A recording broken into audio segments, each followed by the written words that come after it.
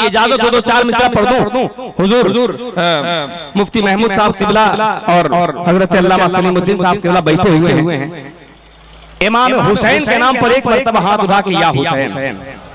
हाँ, हम जान रहे हैं असल में सब मामला खत्म हो गया तो कीजिएगा क्या। असल एक जगह हम निजामत कर रहे थे तो एक चोर जो था और 5000 रुपया चुरा के जलसा में बैठल था।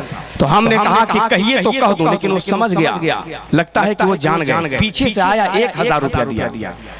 फिर मैं दरमियान में गुफ्तगू बोला कहिए तो कह दूं, फिर पीछे से आया फिर 1000 दिया। तीसरी मर्तबा जब मैंने कहा तो वहीं से वो आदमी खड़ा हुआ बोला कि जिसको कहना है कह दीजिए, अब 1 रुपया नहीं मिलेगा। समझे?